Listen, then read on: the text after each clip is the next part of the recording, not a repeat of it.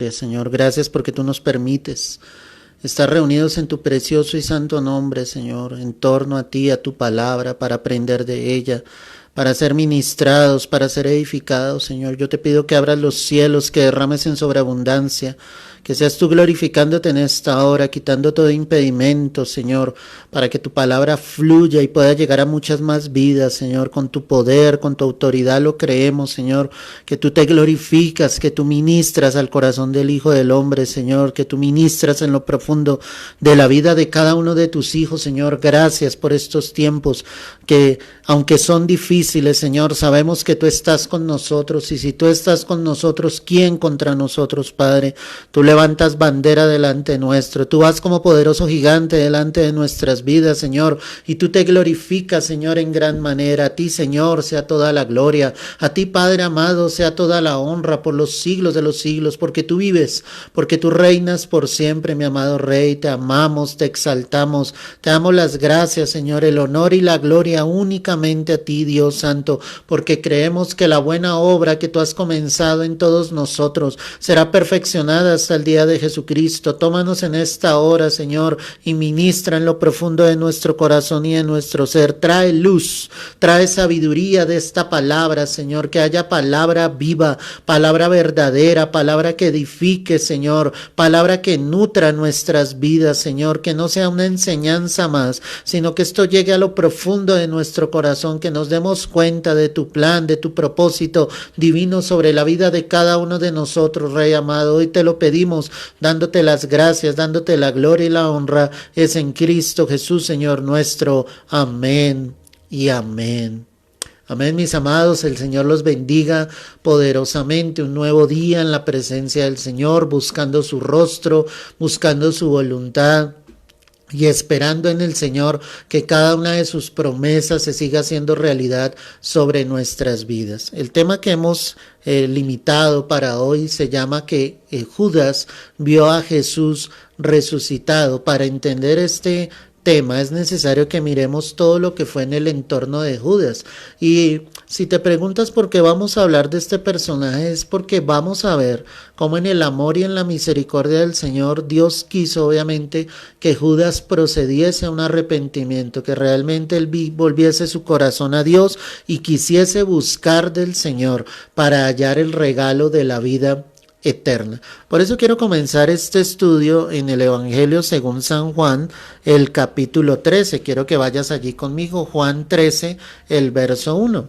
Antes de la fiesta de la Pascua, sabiendo Jesús que su hora había llegado para que pasase de este mundo al Padre, como había amado a los suyos que estaban en el mundo, los amó hasta el fin. Y cuando cenaban, como el diablo ya había puesto en el corazón de Judas Iscariote, hijo de Simón, que le entregase, sabiendo Jesús que el Padre le había dado todas las cosas en las manos, y que había salido de Dios y a Dios iba, se levantó de la cena y se quitó su manto, y tomando una toalla se la ciñó. Amén y amén. ¿Qué está narrando aquí la escritura? La palabra está diciendo obviamente que el Señor reunido con sus discípulos y que obviamente ya Satanás, mira el verso 2, y cuando cenaban, como el diablo ya había puesto en el corazón de Judas Iscariote, hijo de Simón, que le entregase, lo primero que nosotros observamos acá claramente es que ya Satanás había empezado a actuar en la vida de Judas. Es decir, Satanás en el corazón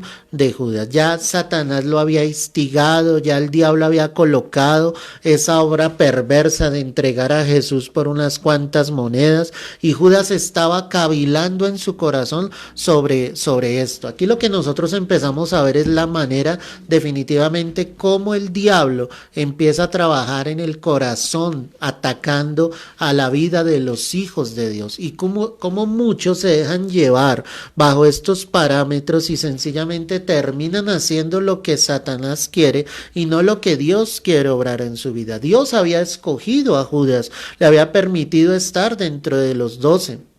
Obviamente estuvo cerca del Señor, recibió las enseñanzas del maestro, se dio cuenta claramente de quién era Jesús, pero definitivamente el diablo estaba trabajando en el corazón de Judas. Ahí es donde nosotros nos tenemos que dar cuenta el cuidado tan grande que debemos tener contra los dardos del enemigo. Precisamente el Señor para eso nos ha dado obviamente la armadura, ¿sí? Nos ha dado la coraza de justicia y el escudo de fe para que podamos resistir los dardos del enemigo, porque Satanás va a estar intentando atacar constantemente nuestro corazón, y si esos dardos logran entrar en nuestro corazón, obviamente después van a salir por nuestra boca los hechos que ejecutamos, así como Judas entregaría obviamente al Señor. Entonces allí en Juan 13 verso 2, voy a volverlo a leer, dice que cuando cenaban, como el diablo ya había puesto en el corazón de Judas Iscariote, hijo de Simón, que le entregase, mira el propósito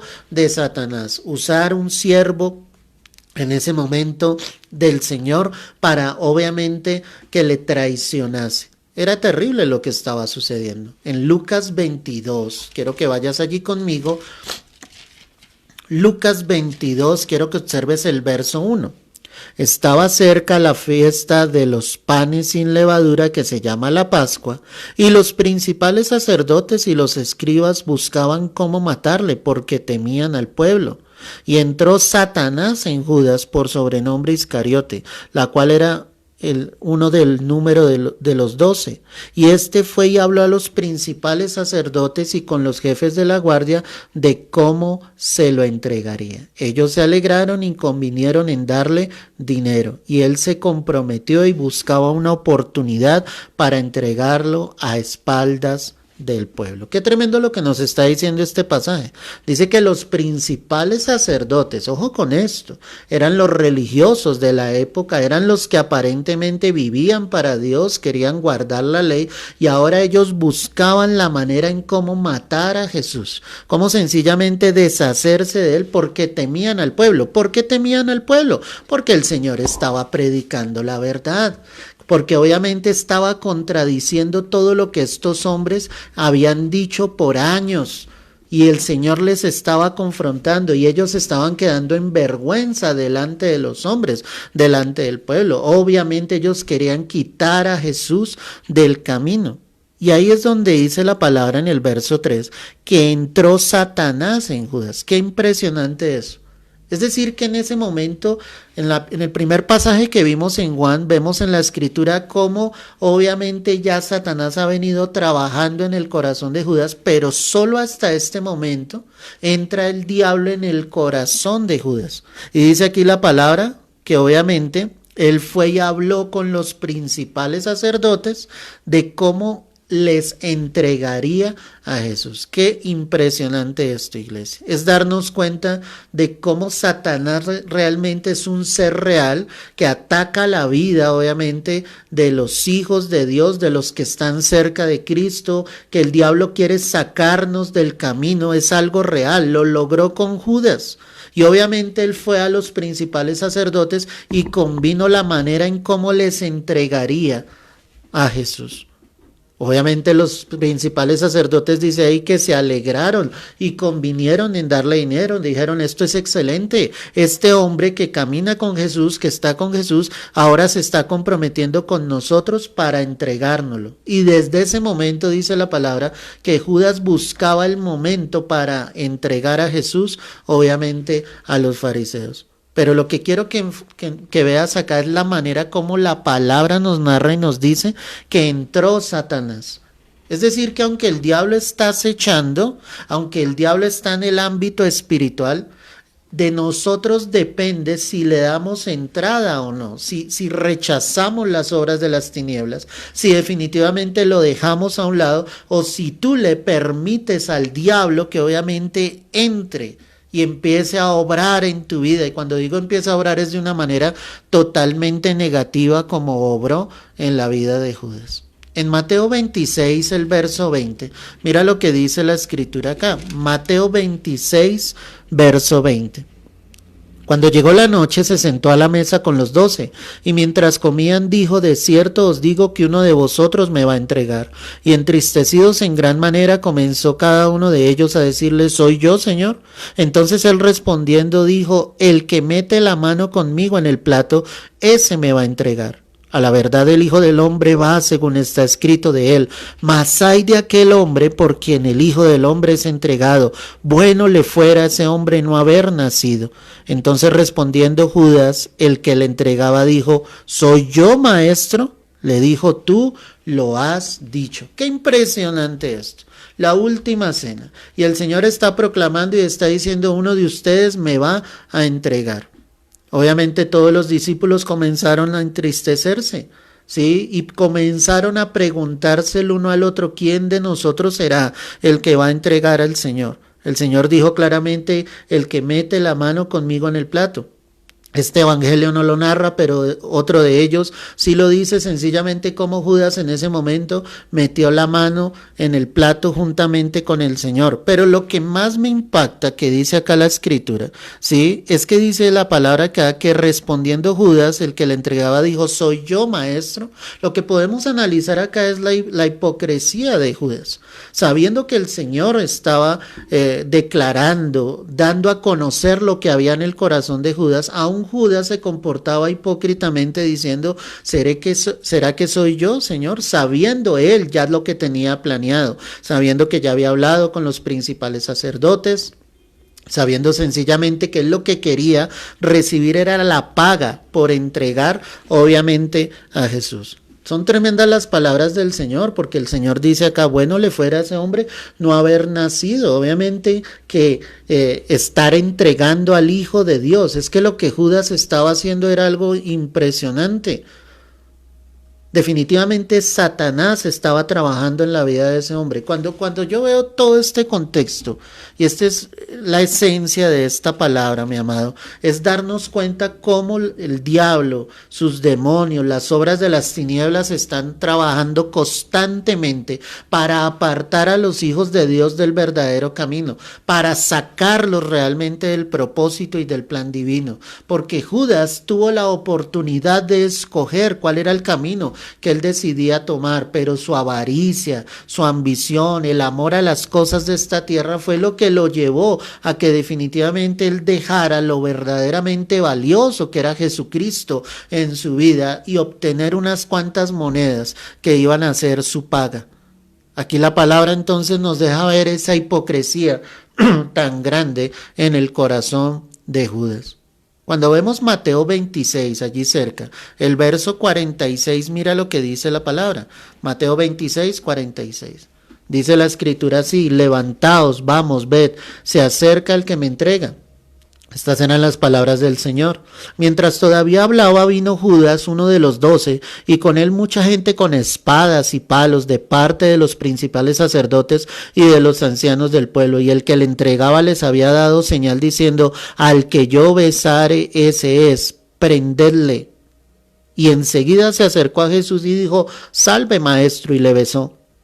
Y Jesús le dijo: amigo, ¿a qué vienes? Entonces se acercaron y echaron mano a Jesús y le prendieron. Amén y amén. Ya hemos visto del análisis que estamos haciendo, mis amados, hemos visto cómo Satanás está allí en el corazón de Judas tratando de trabajar, enviando esos dardos para que él ceda a los caprichos de las tinieblas, cómo el diablo logra entrar en el corazón de Judas. Vemos la hipocresía obviamente de Judas, pero aquí lo que vemos es el beso de Judas, la manera en que Judas se entrega al Señor. Él le dice a los sacerdotes y a la guardia que iba allí: al que yo besare, ese es, a ese tómenlo, préndenlo, aprésenlo. La manera en que él utiliza un beso de traición, un beso sencillamente que muestra genuinamente lo que había en el corazón de Judas. No le importaba el Señor, no tuvo en cuenta a Dios, no le dio el valor a Dios. La pregunta para todos nosotros es: ¿qué valor tú y yo le estamos dando a Cristo Jesús? ¿Realmente Él es lo más importante en nuestras vidas? Con nuestros hechos, nuestros actos, hemos negado al Señor, lo hemos dejado a un lado, nos hemos olvidado de Él. Definitivamente la manera en que Judas estaba actuando era totalmente de la oscuridad, de las tinieblas. Y él entregaba a su maestro, con el que había caminado durante 3 años, con el que había compartido, con el que había cenado varias veces. Qué increíble esto, todo por una tradición, pero la manera en que le daba ese beso, mira lo que dice la palabra nuevamente, verso 49, y enseguida se acercó a Jesús y dijo, salve maestro, y le besó. Una hipocresía total, un beso que no mostraba realmente un amor de Judas hacia el Señor. Todo lo contrario a lo que Jesús le brindaba a él y a los demás discípulos, porque Jesús sí era sincero. Él les estaba brindando amor y misericordia, ¿sí? Antes le dice, amigo, ¿a qué vienes? Mira la manera en que lo trata. Lo trata con un vínculo cercano, con un vínculo de afecto. Le dice, ¿a qué vienes? Obviamente el Señor sabía a qué venía Judas, pero definitivamente vemos esa traición tan fuerte, tan grande que estaba sucediendo allí. Mira allí Mateo 27, y allí es donde quería llegar. Mateo 27, verso 3. Entonces Judas, el que le había entregado, viendo que era condenado, devolvió arrepentido las 30 piezas de plata a los principales sacerdotes y a los ancianos, diciendo, yo he pecado entregando sangre inocente. Mas ellos dijeron, ¿qué nos importa a nosotros? Allá tú. Y arrojando las piezas de plata en el templo, salió y fue y se ahorcó. Los principales sacerdotes, tomando las piezas de plata, dijeron, no es lícito echarlas en el tesoro de las ofrendas, porque es precio de sangre. Y atento a lo que vamos a leer. Y después de consultar, compraron con ellas al campo del alfarero para sepultura de los extranjeros, por lo cual aquel campo se llama hasta el día de hoy, ojo con lo que estamos leyendo, ¿cómo se llamaba ese campo? Campo de sangre. La palabra habla de un aparente arrepentimiento en la vida de Judas, donde él estaba diciendo sencillamente, he entregado sangre inocente, pero él al llegar a los sacerdotes y devolver el dinero, mira las palabras de estos hombres, ¿sí? ¿Qué le dijeron? Sencillamente le dijeron, a nosotros qué nos importa, a nosotros qué nos importa. ¿No te parece increíble eso? Porque a ellos solo les importaba que apresar a Jesús y llevarlo hasta la cruz, deshacerse del Señor. Judas solamente fue esa marioneta que Satanás utilizó en ese momento para que él se decidiese obviamente a entregar al Señor. Pero es triste lo que está pasando acá. Él entrega esas monedas diciendo, he pecado, he entregado sangre inocente, ¿sí? Y arrojó las piezas de plata y dice la palabra que él salió y fue y se ahorcó. Pero aquí es donde yo quiero que miremos con detenimiento esto. La palabra dice que los principales sacerdotes dijeron, no podemos tomar este dinero. Míralo literalmente, verso 6. Tomando las piezas de plata dijeron, no es lícito echarlas en el tesoro de las ofrendas porque es precio de sangre. O sea, ellos habían tomado ese dinero para que obviamente, ¿sí?, les entregaran a Jesús y posteriormente el Señor fuese crucificado. Ellos no podían volver a echar ese dinero en el tesoro de las ofrendas. ¿Y qué hicieron? Consultaron y compraron un campo, ¿sí?, el campo del alfarero para sepultura de los extranjeros. Ese campo se llama campo de sangre. Aparentemente en el contexto podríamos decir que él salió de ese lugar e inmediatamente fue y se ahorcó, y eso es lo que la tradición nos ha enseñado y de esa manera nosotros lo aprendimos, que fue un acto inmediato. Pero cuando tú haces un estudio, ¿sí?, a la luz de toda la palabra, quiero que vayas allí conmigo a Hechos de los Apóstoles y observes el capítulo 1, Hechos 1. Mira lo que dice la palabra acá en el verso 16. Varones hermanos, era necesario que se cumpliese la escritura en que el Espíritu Santo habló antes por boca de David acerca de Judas, que fue guía de los que prendieron a Jesús. Y era contado con nosotros y tenía parte en este ministerio.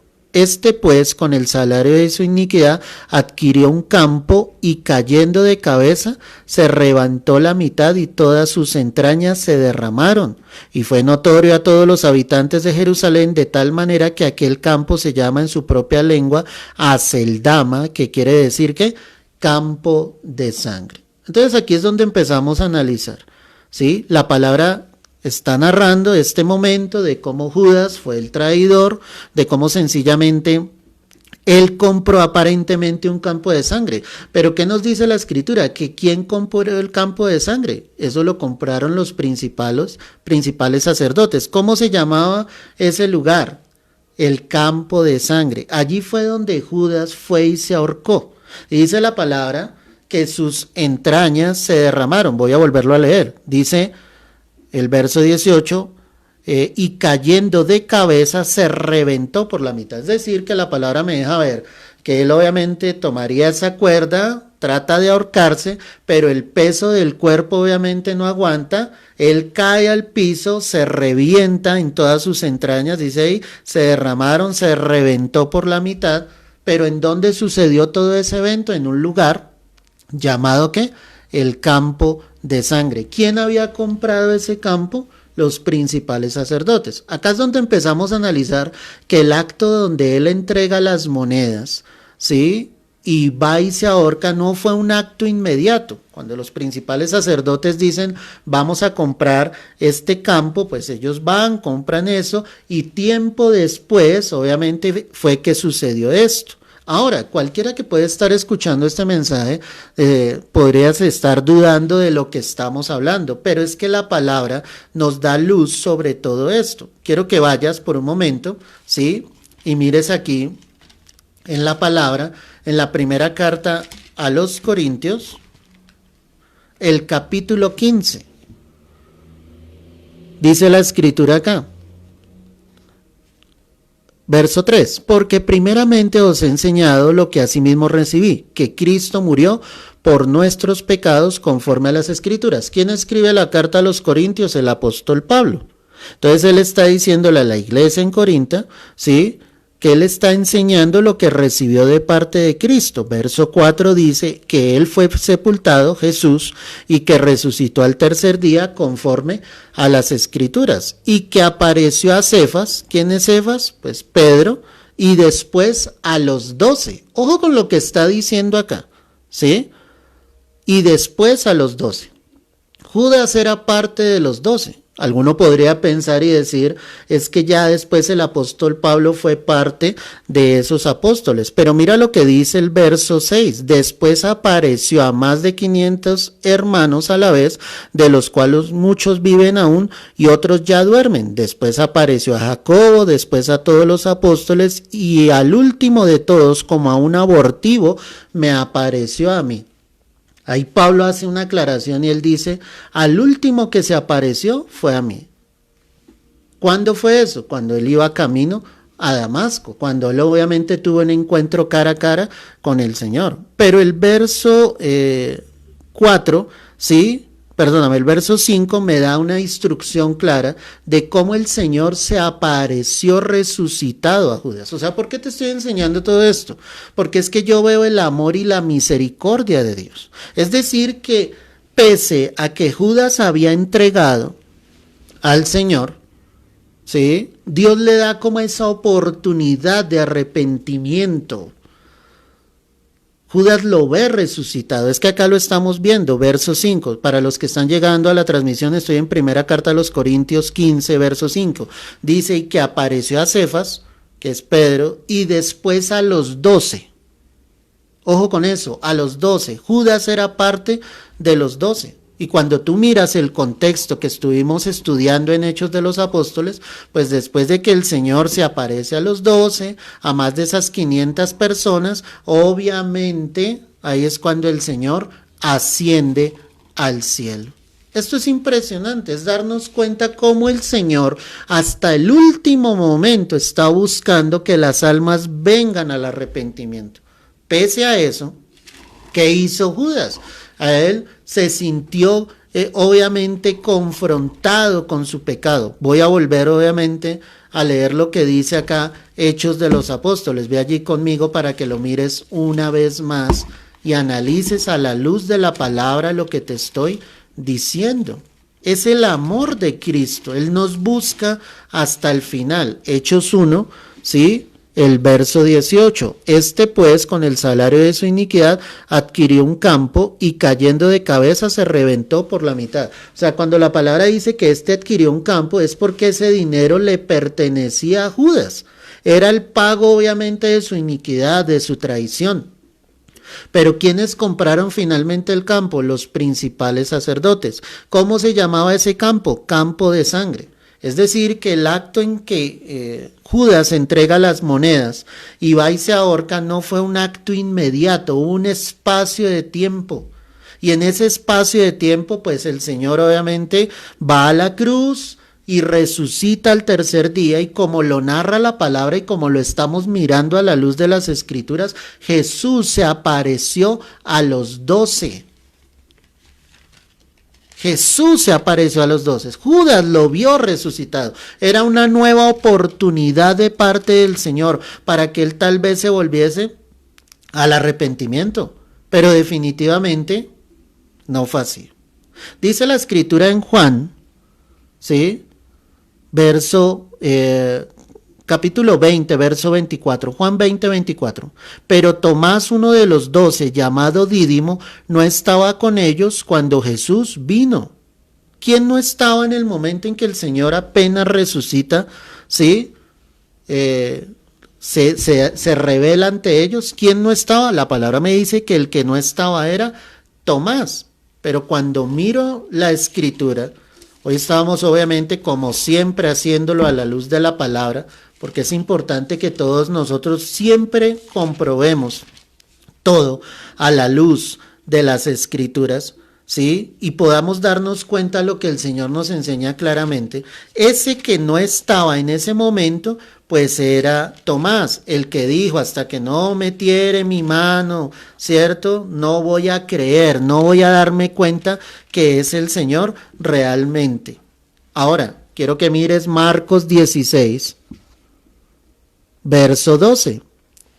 Leamos desde el verso 9. Habiendo pues Jesús resucitado, por la mañana, el primer día de la semana, apareció primeramente a María Magdalena, de quien había echado 7 demonios, yendo y ella lo hizo saber a los que habían estado con él, que estaban tristes y llorando. Ellos, cuando oyeron que vivía y que habían sido visto por ella, no lo creyeron. Pero después apareció en otra forma a 2 de ellos que iban de camino yendo al campo. Ellos fueron y lo hicieron saber a los otros, y ni aún ellos creyeron. Estos pasajes me están narrando, ¿sí? Literalmente cómo era que el Señor se iba apareciendo a cada uno de los suyos, cómo sencillamente se iba mostrando a cada uno de los suyos. Pero entonces, como lo estamos analizando, ¿sí? Quiero que mires allí en Lucas, ve allí conmigo nuevamente para que lo observes. Lucas, capítulo 24, el verso 36. Mientras ellos aún hablaban de estas cosas, Jesús se puso en medio de ellos y les dijo: paz a vosotros. Entonces, espantados y atemorizados, pensaron que veían un espíritu. Pero él les dijo: ¿por qué estáis turbados y vienen a vuestro corazón estos pensamientos? Mirad mis manos y mis pies, yo mismo soy, palpad y ved, porque un espíritu no tiene carne ni huesos, como veis que tengo. Qué impresionante entonces lo que nos está narrando acá la Escritura, porque él se aparecía a sus discípulos. Ellos creían que era un espíritu, pero el Señor les decía: soy yo mismo, mírenme, aquí estoy, he resucitado de los muertos, ¿sí? Y para comprobar lo que te estoy diciendo, ¿sí? Quiero que leas Juan 20, el verso 19, cuando llegó la noche de aquel mismo día, el primero de la semana, estando las puertas cerradas en el lugar donde los discípulos estaban reunidos por miedo de los judíos, vino Jesús y puesto en medio les dijo: paz a vosotros. Y cuando les hubo dicho esto, les mostró las manos y el costado, y los discípulos se regocijaron viendo al Señor. Entonces Jesús les dijo otra vez: paz a vosotros, como me envió el Padre, así también yo os envío. Verso 24, adelantémonos un poco. Pero Tomás, uno de los 12, llamado Dídimo, no estaba con ellos cuando Jesús vino. Le dijeron pues los otros discípulos: al Señor hemos visto. Él les dijo: si no viera en sus manos la señal de los clavos, y metiere mi dedo en el lugar de los clavos, y metiere mi mano en su costado, no creeré. 8 días después estaban otra vez sus discípulos dentro, y con ellos Tomás. Llegó Jesús, y estando cerradas las puertas, y se puso en medio y les dijo: paz a vosotros. Luego dijo a Tomás: pon aquí tu dedo y mira mis manos, y acerca tu mano y métela en mi costado, y no seas que incrédulo, sino creyente. Entonces Tomás respondió y le dijo: Señor mío y Dios mío. Jesús le dijo: porque me has visto, Tomás, creíste. Bienaventurados los que no vieron y creyeron. Es impactante lo que narra la palabra, porque todos estos textos que estamos leyendo muestran claramente cómo el Señor se estaba revelando a los suyos, cómo Dios obviamente se estaba mostrando a sus discípulos. Cuando el Señor llega, ¿sí?, a sus discípulos y se muestra resucitado, el único que no estaba era Tomás. Y después la palabra me da la narración y dice: ya después, estando nuevamente Tomás, el Señor se apareció a ellos y les dijo: aquí estoy. Y obviamente se dirigió a Tomás mostrándole las manos y el costado para que él pudiese creer lo que el Señor estaba diciendo literalmente. Cuando miramos entonces todo esto, la Escritura me da pasos firmes para poder creer que Judas sí vio al Señor resucitado. ¿Sí? Hemos visto textos claves donde muestra que Jesús se apareció a los 11, ¿sí? Y cuando se apareció a los 11, ¿quién era el que faltaba? El que faltaba era Tomás. El que faltaba no era Judas. El que faltaba en ese momento era Tomás, que cuando los demás discípulos le dijeron: hemos visto al Señor resucitado, él no era capaz de creer. Lo impresionante de todo este contexto es que Dios está buscando las almas hasta el final. Dios buscó a Judas hasta el final para que él se arrepintiese, pero definitivamente él no quiso creer al Señor. Y obviamente se condenó. Él tomó su propia decisión. Y quiero nuevamente enfocar Hechos de los Apóstoles, el capítulo 1, el verso 16.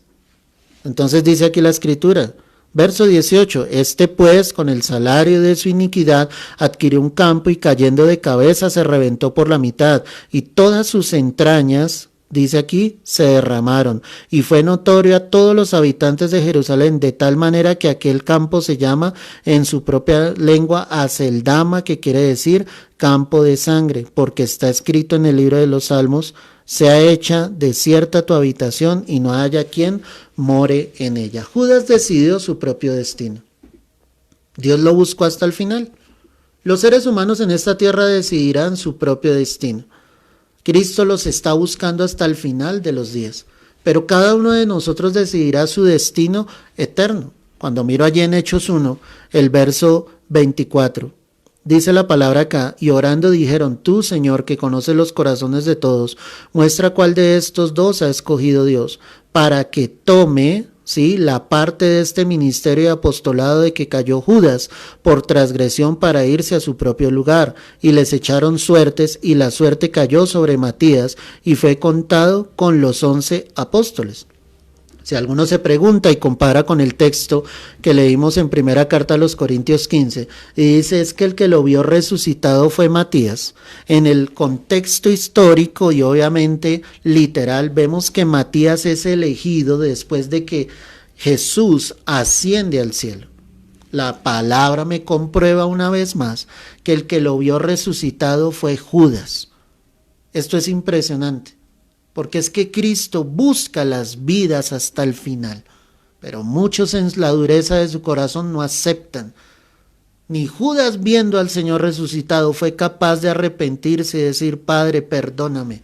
Te aseguro que si Judas habla con el Señor en ese momento, se humilla delante de Dios y pide perdón, el Señor le habría perdonado. Te lo aseguro. Pero el corazón, la dureza del corazón del hombre no permite que realmente las almas se vuelvan al Señor. Creo que son tiempos realmente donde el corazón del hombre tiene que volverse a Dios. Dios sigue hablando a través de su palabra, a través de lo que está pasando en el mundo entero, y lo único que Dios quiere es que volvamos al arrepentimiento, que las almas se reconcilien con Él. Ese es el propósito de Dios. Esa es la voluntad de Dios. Para eso Cristo resucitó, para que nosotros pudiésemos creer en un Dios que vive y reina por los siglos de los siglos. Tú no has creído en un Dios de yeso, de plata, de madera.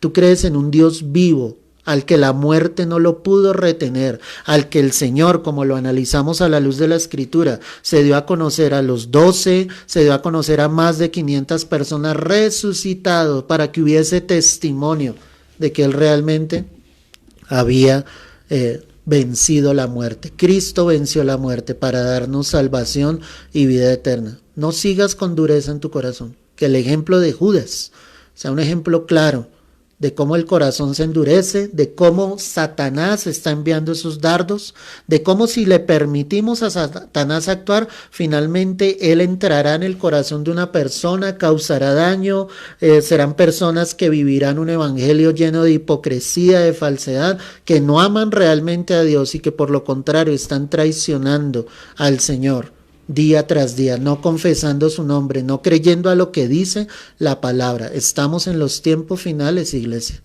Cristo volverá pronto por la iglesia. Cada día el camino se hará más angosto.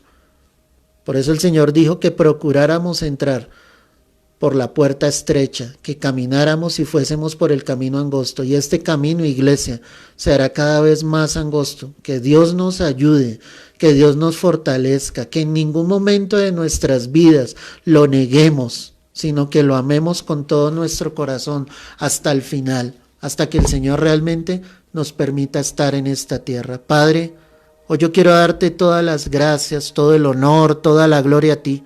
Y quiero pedirte, Señor, en el nombre de Cristo Jesús, que esta palabra haya hablado a lo profundo de nuestro corazón, que tú hayas ministrado, Señor, a lo profundo de nuestro ser, Dios Santo. Gracias por los corazones que hoy se han dispuesto para recibir de ti, de tu palabra. Ministrales fielmente, tómales en esta hora, Señor, y glorifícate en gran manera. Derrama de tu gloria, de la presencia tuya, Señor, sobre nuestras vidas. Enséñanos a amarte cada día más, a seguir tus pasos, Señor, a colocar nuestra mirada fielmente en ti. No nos sueltes de tu mano por un solo instante, Rey. Hoy te lo pedimos, hoy te lo rogamos, Rey amado. Es en el nombre precioso y poderoso de Cristo Jesús. Amén y amén. Amada iglesia, camina hoy, mañana y todos los días de tu vida, tomado de la mano de tu Redentor, de tu Salvador. Si no tuviste la oportunidad de escuchar el mensaje completo, te invito a que lo hagas. Créeme que la palabra de Dios es poderosa y lo que el Señor nos enseña día tras día es para su gloria y para su honra. Compártelo también con otros para que el mensaje fluya, el evangelio fluya. Que Dios nos ayude en estos tiempos, que nos dé fortaleza para seguir adelante, que nuestra mirada no se pierda de nuestro Salvador, que se llama Jesucristo. Un fuerte abrazo, Dios te guarde y te bendiga.